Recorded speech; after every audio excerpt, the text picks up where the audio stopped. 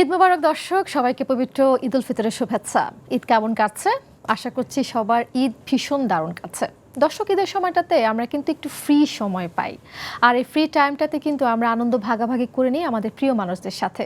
সেই প্রিয় মানুষের তালিকায় কিন্তু আমাদের পছন্দের তারারাও থাকে। তারা আসলে ঈদ কিভাবে করছেন, কি খাচ্ছেন, কোথায় আছেন, তাদেরকে নিয়ে কিন্তু আমাদের আগ্রহের শেষ থাকে না।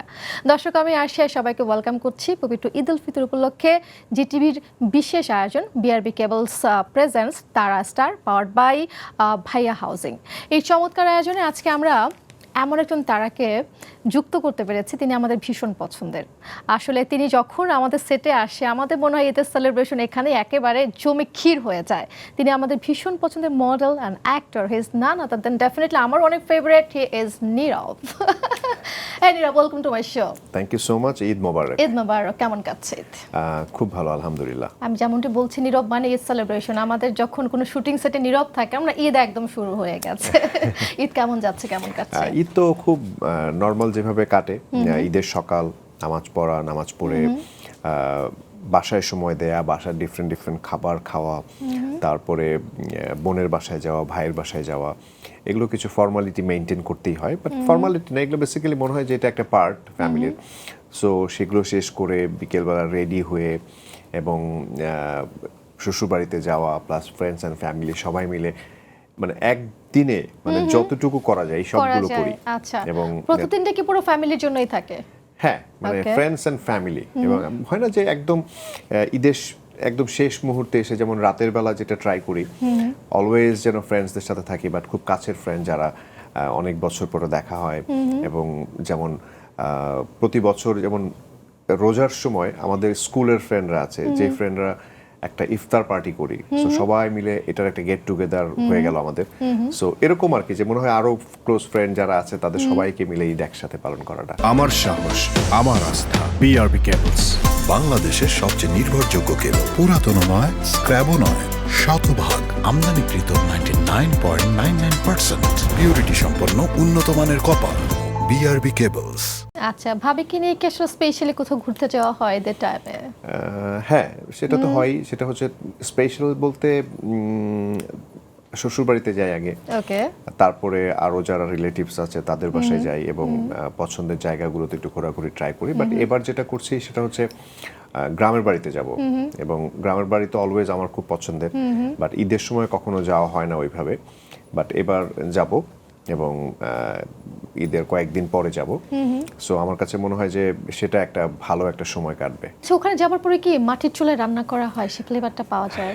না, একদম ওইভাবে করে মাটির চুলা তো আসলে হয় না, বাট আমাদের কাজিনদের আছে যারা হচ্ছে মাটির চুলা, এবং সেই রান্নাটা মানে একদম টাটকা। না, অনেকে থাকে না গ্যাসের চুলা থাকার পরেও মাটির চুলা একটা অন্যরকম স্বাদ থাকে, খাবারের থাকে। ওখানে আছে, এবং আমরা তো একই একটা উঠানের মতো জায়গায়। সেটা হচ্ছে আমার বাবা ছিল একদম ছোট।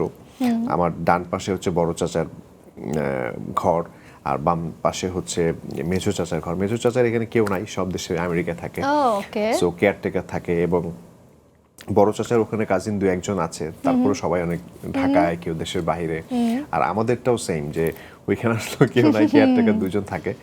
এবং একসাথে গেলে ওই একদম পুরো গ্রামের থাকার যে মজাটা, ওই জিনিসটাকে আমরা এনজয় করি। এবং শীতের সময় গেলে হয় না যে খেজুরের রস বা মানে পিঠা, যেগুলো শীতের সময় আগুন ধরিয়ে সবাই মিলে চারপাশে জড়ো হয়ে যাওয়া, এটা অনেক মজার। আসলে অনেক ইন্টারেস্টিং। কিছু কিছু বিষয় থাকে না, যেটা আসলে আমাদের ইট কাঠের শহরে এগুলো টাকা দিয়েও কেনা যায় না। এটা অন্যরকম একটা তৃপ্তি, অন্যরকম একটা শান্তি যখন আমরা গ্রামে যাই। তারপর হয় না যে মানে বাড়ির পেছনটায় গেলে একদম যে মানে মাঠ আর মাঠ, এবং সেখানে অনেক রকম ফসল, অনেক রকম, যেমন সরিষা ফুল, তারপরে ওই যে আখের মানে ক্ষেত যেটা বলে, আখের ক্ষেত, তারপরে বড়োয়ের আছে, তারপর আমাদের অনেক কিছু আছে যেগুলো লাগানো আছে, বাট ওগুলো দেখতে মজা লাগে। তো নীরব তো একজন মডেল, একজন অভিনেতা, অনেক গুণে গুণান্বিত। সারা বছরই দেখা যায় টুকটাক কেনাকাটার উপর থাকতে হয়, প্রচুর গিফট পাওয়া হয়। এবার ঈদে আসলে কিছু কেনা হয়েছে নাকি গিফট পাওয়া হয়েছে? মানে সবই গিফট পাওয়া হয়, মোটামুটি সবই গিফট পাওয়া হয়। কারণ হচ্ছে যে ফ্যাশন হাউসগুলো শুট করা হয়, তখন দেখা যাচ্ছে গিফট পাচ্ছি, বড় ভাইরা গিফট করে, মানে ফ্যামিলি থেকে গিফট করে। সো নিজের জন্য আর মনে হয় তখন কেনা দরকার হয় না, কারণ হয় না যে একটা ঈদে কতগুলো পরবো আসলে, এমন না যে এটা শো অফ করার কিছু। যে 1 ঘন্টা পর পর পাঞ্জাবি চেঞ্জ করলাম, 2 ঘন্টা পর Right. পর পাঞ্জাবি চেঞ্জ করলাম, মানে আমার মনে হয় না ইয়ে করবো। তার চেয়ে বড় কথা হচ্ছে নিজের এখন একটা ব্র্যান্ড, একটা পাঞ্জাবির ব্র্যান্ড করেছি। সেই ব্র্যান্ডটা হচ্ছে শুধুমাত্র সাদা পাঞ্জাবি, এবং সেই পাঞ্জাবি দিয়েই পুরো ঈদটা চালাতে চাই। এখন আমরা দেখতে পাচ্ছি পাঞ্জাবি, এটা কি সেই হ্যাঁ, ব্র্যান্ডের? এটা আমার নিজের ব্র্যান্ডের। ব্র্যান্ডের নামটা একটু আমরা ব্র্যান্ডের নাম জানি। হচ্ছে ভালো ভালো ভালো। ভালো, ওয়াও। ঈদ নিয়ে কথা বলছি, ওটা কাজ নিয়ে কথা বলতে চাই। নীরবের কাজ কবে পাচ্ছি সানামার সামনে আমরা?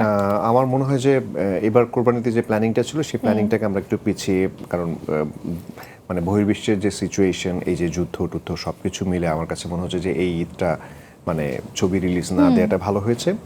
বাট ছবিটা কোরবানি ঈদে রিলিজ করব, অনেক বিশ্বাস পরিচালিত একটি ছবি, যে ছবিটার নাম ছিল শিরোনাম। আচ্ছা, ওই ছবিটার নাম চেঞ্জ করে আমরা করছি, সেটা হচ্ছে ইব্রাহিম 2.0। ইব্রাহিম 2.0। হ্যাঁ, সো আচ্ছা, ওই ছবিটা রিলিজ করব। ওই ছবিটাতে আমি ববি আছি, এবং এছাড়াও অনেক মানে বাংলাদেশের নামি দামি অনেক প্রমিনেন্ট আর্টিস্টরা আছে, এবং সেই ছবিটার কাজ তো শেষ, এখন জাস্ট রিলিজের পথে কোরবানিদের জন্য। আর এছাড়া আমি আর পরিমণি একটা ছবি করছি, সেটা হচ্ছে গোলাপ শামসুল হুদা পরিচালিত। তারপরে দেশের বাইরে নেক্সট মান্থে একটা প্রজেক্ট আছে, বাট সেটা নিয়ে এখনও যেহেতু অ্যানাউন্স করিনি, এটা এখন বলতে চাচ্ছি না। বাট সেই প্রজেক্টটা অনেক সুন্দর, এবং এখন তো যেটা হচ্ছে গল্পের মানে ছবিটা গল্পের ছবি হতে হবে। তারপরে দর্শক এখন কি টাইপের গল্প পছন্দ করছে, তারপরে একটা লুক অ্যান্ড ফিলের একটা মানে জোয়ার চলছে, যেটা হচ্ছে আমরা বিগত 2020 সাল থেকে পুরো পৃথিবীব্যাপী যখন দেখলাম যে কোভিডের পর ছবি আসলে কিভাবে মানুষকে মানে দেখাতে চায় বা দর্শক কিভাবে দেখতে চায়। যেমন কোভিডের সময় আমরা কিন্তু ধরে নিয়েছিলাম যে আসলে মানে ছবির ইন্ডাস্ট্রি মনে হয় শেষ, পুরো পৃথিবীব্যাপী, যেহেতু এই 3 মিটারের একটা মানে ডিস্টেন্স থাকতে হবে, সেই ক্ষেত্রে মানুষের মানে হলে গিয়ে তারা কি করবে, পাশাপাশি বসবে কিভাবে। সো সেই জায়গা থেকে মনে হয় সিনেমা শেষ। এর পরবর্তীতে কিন্তু আমাদের পার্শ্ববর্তী দেশের একটা ছবি, যেটা হচ্ছে পুষ্পা রিলিজ হয়েছিল 2021 ডিসেম্বরে। সো সেই ছবিটা কিন্তু প্রায় 1500 কোটি টাকা প্রফিট করেছিল। তো পুরো পৃথিবীর কিন্তু মানে সিস্টেমটাই চেঞ্জ করে দিয়েছে, এবং সেটা লুক এবং ডিফারেন্ট ফিলটা দিয়ে। এবং এখন একটা জিনিস খেয়াল করে দেখবেন যে ছবির আগে কিন্তু নায়ক মানে কিন্তু খুব পজিটিভ ক্যারেক্টার হতে হবে, মানে এরকম একটা ব্যাপার ছিল। কিন্তু এখন মানে এটা একটা নায়ক না, যেটা একটা কেন্দ্রীয় চরিত্র। সেই আপনি কেন্দ্রীয় চরিত্রটাকে কিভাবে দেখাচ্ছেন, সেটা পজিটিভলি দেখাচ্ছেন নাকি নেগেটিভলি দেখাচ্ছেন, এটা মানে ডিফাইন করছে। সো এই ক্যারেক্টারগুলোকে এখন ডিফারেন্ট করে মানুষের দেখানো। ইভেন আমরা যদি অ্যানিমেলের কথা বলি, আমরা যদি অন্যান্য যে ছবিগুলো, যে আমি বাংলাদেশে যদি শাকিব ভাইয়ের ছবির কথা বলি, যেমন প্রিয়তমা, যে ছবিটা শাকিব ভাইয়ের মানে সুপার ডুপার ব্লকবাস্টার হয়েছে। সো এগুলো কিন্তু লুক, গল্প এবং প্রেজেন্টেশন, দর্শককে নতুনভাবে দেখানো। আমার মনে হয় যে এখন পরবর্তী যে ছবিগুলোই মানে করব বা যেইগুলোর প্ল্যানিং চলছে, সেইগুলোতে একদম এরকম থাকবে, যেগুলো আসলে দর্শক নতুন করে দেখবে, নতুন করে প্ল্যানিং করবে। আর সেইগুলোর কারণে আসলে আমি খুবই ইনভলভ হয়ে থাকতে চাই, যেমন একদম ছবির স্টার্টিং থেকে শুরু করে একদম ছবি রিলিজ হওয়া পর্যন্ত। এবং এটা আসলে সত্যি কথা বলতে আমি এখন না, কিন্তু আমি 2017 সালে যখন আমার একটা ছবি রিলিজ হয়েছিল, আমি তমা মির্জা ছবি করেছিলাম, নাম হচ্ছে গেম রিটার্নস। আচ্ছা, সো গেম রিটার্নসের সময় আমার ডিরেক্টর এবং আমার প্রডিউসারের মধ্যে অনেক গ্যাপ, কেউ কারোর সাথে কথা বলে না। এবং কাকরাইলে আমি মানে লাস্ট 4-5 দিন ধরে বসা, মানে বুকিং এজেন্ট এসে বলছে, নীরব ভাই আপনি কি এই ছবির প্রডিউসার নাকি? মানে এখন প্রডিউসার নাই, ডিরেক্টর নাই, তাহলে এখানে আপনি কেন? তো আমি এটা প্রথম থেকেই অলওয়েজ ইনভলভ হয়ে থাকতে চাই, এবং এখনো তাই। ওকে। দীর্ঘপথ পাড়ি দিয়ে মানুষের আস্থা পাওয়া দেশের একমাত্র কেবল বিআরবি কেবলস। বাংলাদেশের সবচেয়ে নির্ভরযোগ্য কেবল, পুরাতনও নয়, স্ক্র্যাবও নয়, শতভাগ আমদানিকৃত 99.99% পিউরিটি সম্পন্ন উন্নত মানের কপার, আন্তর্জাতিক মান, সেরা ফায়ার রেজিস্ট্যান্স সহ জীবন সাজাতে, জীবন বাঁচাতে বিআরবি কেবলস। আসলে অনেকে বলে থাকে যে নীরব যতটা শহর কেন্দ্রিক ক্যারেক্টারে জনপ্রিয়তা পাচ্ছে, সবাই পছন্দ করছে তার কাজগুলো, গ্রামে আসলে ঠিক অতটা সেভাবে নিজেকে তুলে ধরতে পারে না। ক্যারেক্টার ওয়াইজ, হ্যাঁ, ক্যারেক্টার ওয়াইজ আসলে আমার মনে হয় যে আমাদের ওই যে দর্শকদের কথা বললাম, যারা ছবি দেখে হলে গিয়ে, সো তাদের কথা চিন্তা করে আসলে আমার মনে হয় যে ওই টাইপের মানে অ্যাকশন ধর্মী থ্রিলার, সেটার মধ্যে মানে সাসপেনশন থাকবে, এইগুলো দর্শক এখন পছন্দ করছে। আর মানে গ্রাম কেন্দ্রিক যে ছবিগুলো সেগুলো নিশ্চয়ই করব, বাট আরো পরে। আরো পরে। আচ্ছা, নীরব তো খুব এক্সপ্লোর করতে পছন্দ করে, এক একটা সিনেমাতে এক এক রকম ক্যারেক্টার, এক এক রকম ভাবে নিজেকে মেলে ধরতে পছন্দ করে, রাইট? আমি জাস্ট লুক টুকগুলোকে অনেক একটু ডিফারেন্ট করে ভাবি। যেমন আমার এই ইব্রাহিমের লুকটাও যখন মানুষ দেখবে আমার কাছে মনে হবে যে এটা একটা ডিফারেন্ট লুক, এবং এটা মানে মানুষ চিন্তা করেছে একভাবে। তারপরে সাইফ চন্দনের একটা ছবি করেছি, সেই ছবিটা এখনো রিলিজ হয়নি, আমি এর বুবলি, ছবির নাম কয়লা, সেটা দেখলেও মানুষ ইয়ে করবে। তারপরে আর একটা ছবি রেডি হয়ে আছে, সেটা হচ্ছে স্পর্শ, অনন্য মামুন পরিচালিত, আমি আর ঋতুপর্ণা। সো সেই ছবিটাও আমাদের রিলিজ হয়ে যেত, বাট এই 5ই অগস্টের পরে মানে বাংলাদেশ ভারত যৌথ প্রযোজনার ছবি ছিল তো, ওটা একটু এই নীতিমালার কিছু মানে মন্ত্রণালয়ের কিছু নীতিমালার কারণে আটকে আছে। বাট এটাও রিলিজ করলে আমার কাছে তখন মনে হয় যে আস্তে আস্তে করে মানুষ মানে ডিফারেন্সগুলো দেখবে। আচ্ছা, তার মানে কি কাজগুলো সামনে মুক্তির মিছিলে চলছে, রয়েছে, হ্যাঁ। আমরা পাবো সামনে। আচ্ছা, এবার কিন্তু টিভিতে দেখা যাচ্ছে নোবেল এবং মোয়ের 2026-এর ভার্সন, সেটা হচ্ছে কি নীরব এবং কেয়া পায়েল। আসলে আমরা যদি বলি সেই নোবেল এবং মৌকে কি আসলে বর্তমান সময় 2026-এ আমরা খুঁজে পাচ্ছি কেয়া পায়েল এবং নীরবের মধ্যে? মানে দর্শক যেটা হচ্ছে খুঁজে পাক আর না পাক, যেটা হচ্ছে প্রথম যে কনসেপ্টটা শাহজাদি মেহেদির যারা ওনার যারা ছিলেন তারা তাদের যে ইমোশনের জায়গা থেকে মানে এই কনসেপ্টটা আবার চিন্তা করেছে, মানে এটাকেই আমার অনেক ভালো লেগেছে। এবং আচ্ছা। আমাদের সত্যিকার অর্থে আমি মানে ক্রিয়েশন ওয়ার্ল্ডের আপন ভাইকে অনেক বেশি থ্যাঙ্কস জানাবো এই কারণে যে এরকম একটা মানে রিমেকে বা মানে এরকম একটা চিন্তায় আমাকে রাখার জন্য। এবং সেটা হচ্ছে নোবেল ভাই তো আমাদের সবার আসলে পছন্দের মানুষ, এবং নোবেল ভাই মানেই হচ্ছে মানে মডেল মানেই হচ্ছে নোবেল ভাই। সো প্রথম যখন মডেলিং শুরু করতাম মানে শুরু করেছিলাম তখন কিন্তু একটাই স্বপ্ন ছিল যে নোবেল হবো একদিন। সো সেই নোবেল ভাইয়ের কাজ রিমেক হচ্ছে 22 বছর পরে, এবং মানে এটাই অনেক বড় পাওয়া ছিল একদম তো। right. এবং সেটার গান সেম গান, মানে ওইটা আসলে আমার কাছে অনেক শুটিং এর দিনই খুব ইমোশনাল লাগছিল যে না এটা একটা অনেক বড় পাওয়া।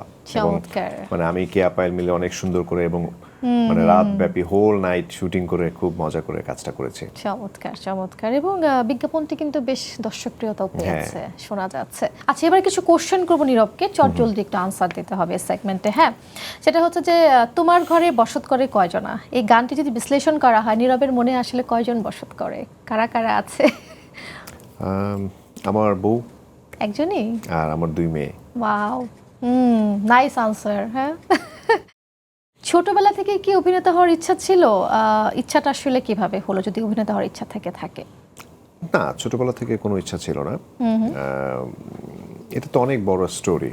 ওকে, এটা মানে র্যাপিড ফায়ারের সাথে নট র্যাপিড ফায়ার অ্যাকচুয়ালি, আমরা ছোট করে শুনতে পারি বড় স্টোরি। ছোট করে হচ্ছে যে এটা আসলে আমার এক ফ্রেন্ড, ওর বাসায় আমি গিয়েছিলাম, মানে আমাদের একই এলাকায় কাফরুলে যেখানে বড় হয়েছে আমি।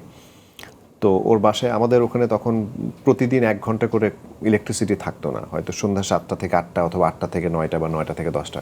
তো ওরকম একটা টাইমে একদিন ওর বাসায় গেলাম, হঠাৎ করে হাঁটতে হাঁটতে ওর বাসার কাছাকাছি চলে আসি। চলে আসার পরে ইলেকট্রিসিটি চলে আসছে, পরে আমি বললাম যে দোস্ত তোর বাসায় যাই, গিয়ে একটু পানি খাবো। তো পানি খেতে মানে পানি খাওয়ার জন্য ড্রয়িং রুমে বসলাম, ও পানি আনতে আনতে আমি হঠাৎ করে দেখি ওর বাসার মধ্যে এখানে অনেকগুলো ছবি টাঙানো, ওর এখানে এরকম এখানে এই পাশে এই পাশে। আমি বললাম ডেভিড এটা কার ছবি? বলে এটা আমার।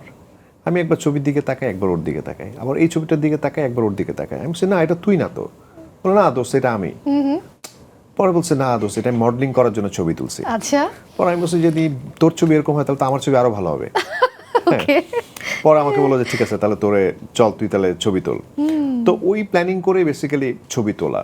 তারপরে আবার ওই ডেভিডই আমাকে অনেক জায়গায় নিয়ে গেছে, তখন র্যাম্পে ও আমাকে হেল্প করতো যে তুই এই শোটা কর ওই শোটা কর। এই তো এইভাবেই শুরু মানে আর কি। পুরাই একদম আনপ্ল্যান সবকিছু। একদম। অ্যাক্টর অ্যাক্ট্রেস যারা আছে তাদের কি আসলে রাজনীতির সাথে জড়ানো উচিত কিংবা করা উচিত, কি মনে হয়?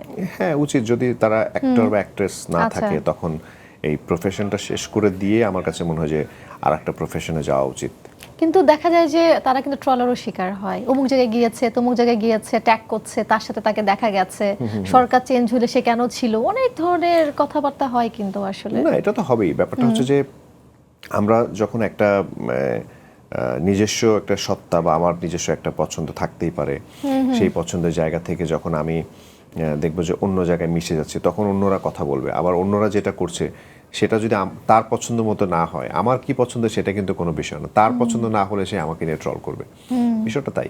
একটা মজার কোশ্চেন করতে চাই, যখন আমরা বিভিন্ন হোটেলে থাকি, সেটা 5 স্টার হোটেল হতে পারে, যে কোনো হোটেল হতে পারে, দেশে কিংবা দেশের বাইরে, থাকে না যে ছোট ছোট টুথপেস্ট, টুথব্রাশ কিংবা শ্যাম্পু কিংবা কোনো লোশন এরকম কখনো হয়েছে যে ব্যাগের মধ্যে ঢুকে চলে গেছে, এরকম হয়েছে কখনো? কখনো হয়নি এরকম না? আচ্ছা, ওকে, খুব মজার একটা প্রশ্ন, সেটা হচ্ছে যে যদি একদিনের জন্য ভিলেন হতে বলা হয়, কোন নায়ককে আসলে মেরে ধরে একেবারে হারাতে চাওয়া হবে, যে না ঠিক আছে ও হেরে গেছে, আমি জিতে গেছি? না, আমার কাছে এখন মনে হয় যে আমার যে গল্প আমি রিসেন্টলি যেগুলো করছিলাম, আমি এই গল্প মানে গল্পটাই আগে বলছিলাম যে মানে এখন পুরো পৃথিবীর গল্পের ট্রেন্ডটা কিন্তু চেঞ্জ হয়ে গেছে। এখন হিরো মানে কিন্তু সে পজিটিভ হতে হবে, নট নেসেসারি। এখন কেন্দ্রীয় চরিত্র সেটা পজিটিভও হতে পারে, নেগেটিভও হতে পারে। যেমন আমরা এই যে ইব্রাহিমের গল্পটা করছি, সে বেসিক্যালি একদমই নেগেটিভ একটা ক্যারেক্টার। আচ্ছা, সো তখন আসলে এখানে হিরোর প্রয়োজন নাই, আর ওখানে কোনো মানে মানে হিরোকেও প্রয়োজন নাই মারার। আচ্ছা, এখন যদি বলা হয় নীরব অদৃশ্য হয়ে গেছে, সেটা 1 ঘন্টার জন্য হতে পারে, একদিনের জন্য হতে পারে, সে অদৃশ্য হয়ে সর্বপ্রথম কোথায় যাবে, কি দেখতে চাবে? মা বাবাকে। মা বাবাকে, বাহ, চমৎকার। যদি নিজের জীবনের উপর সিনেমা বানাতে হয়, আসলে যে সিনেমায় নীরব অভিনয় করবে না, এই আনসারটা যদি আমি জানি ব্যবহার করছি, এটা হচ্ছে কাকে চাবে তার সিনেমায় যে নীরবের ক্যারেক্টার করবে, নীরবের বায়োপিকে অভিনয় করবে? অপূর্ব ভাই। হ্যাঁ, অপূর্ব হতে পারে, অপূর্ব। হ্যাঁ, ওয়াই অপূর্ব? না মানে অপূর্ব তো আমরা একসাথে একদম মানে স্টার্টিংটা একসাথে প্রচুর সময় কাটিয়েছি আমরা, আমাদের অনেক গল্প, মিউচুয়াল গল্প একসাথে, এবং একসাথে মানে আমার আর অপূর্ব রাশিও এক। আমার কাছে মনে হয় যে অপূর্ব ভালো করবে, আর ও তো ভালো অভিনয় করেই। তো আমার ক্যারেক্টার যখন আমার বায়োপিক করা হবে, আমি তো চাইবো যে করবে সে ভালো অ্যাক্টিং করে, ডেফিনেটলি অনেক ভালো করুক, ভালো দেখাক, এবং অরিজিনাল নীরবকে একদম ফুটিয়ে তুলুক। ব্যাপারটা হচ্ছে এরকমই আর কি। যদি একদিনের জন্য সুপার হিরো, এখন এরকম হয়েছে নীরব আজকে যেন সুপার হিরো হয়েছে, হ্যাঁ, সে অদ্ভুত সুপার পাওয়ার কি হবে, যে সুপার পাওয়ার দিয়ে সে কিছু করতে চায়? এটা ইনস্ট্যান্ট এখন মনে পড়ছে ট্রাফিক জ্যাম। ট্রাফিক জ্যামটাকে নাই করে দিতে খুবই খুবই আসলে এটা খুবই ইরিটেটিং একটা ব্যাপার বাংলাদেশের, মানে অন টাইমে কেউ যেতে পারে না। সম্ভব না, কারণ পৃথিবীর মানে যত দেশেই গিয়েছি আমি তো ট্রাফিক জ্যাম ছাড়া কোনো দেশ দেখিনি। যদি একদিন ঘুম থেকে উঠে দেখা হয় যে জেন্ডার চেঞ্জ হয়ে গেছে, তখন কি করা হবে ওই টাইমটাতে?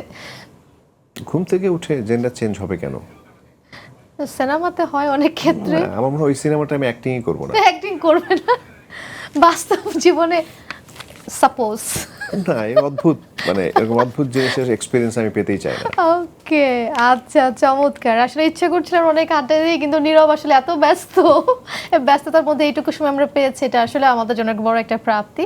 তো থ্যাংক ইউ সো মাচ নীরব। নীরবের সাথে আড্ডা মানে অলওয়েজ ফান অ্যান্ড অনেক মজা, খুব ভালো লাগে। It's always been my pleasure. দর্শক ফ্যান যারা আছে নীরবে, তাদের উদ্দেশ্যে যদি কিছু বলার থাকে। গাজী টিভি মানে জিটিভির দর্শক যারা আছে তাদের সবাইকে জানাচ্ছি আমার পক্ষ থেকে আবার ঈদের শুভেচ্ছা, ঈদ মোবারক। আপনারা এবার ঈদে অনেক ভালো ভালো ছবি রিলিজ হয়েছে, হলে গিয়ে ছবি দেখবেন। এবং একটা কথা অলওয়েজ বলি এবং কোনোবারই মিস করি না, সেটা হচ্ছে যতই বৃষ্টিতে ভিজে শুটিং করি, রোদে পুড়ে শুটিং করি, কোনো কষ্ট না যখন দেখি হল ভর্তি মানুষ, আপনারা হলে গিয়ে ছবি দেখেন। সো বাংলা চলচ্চিত্রের সঙ্গে থাকবেন, দোয়া করবেন আমার জন্য। Thank you so much once again. Eid Mubarak, অনেক অনেক ভালো যেন থাকা হয়, এবং নীরবে যে কাজগুলো রয়েছে আপকামিং ওয়ার্ক, সেগুলো আসলে আমরা সামনে পাবো, আমরা থেকে আমরা আশা করছি। Thank you so much.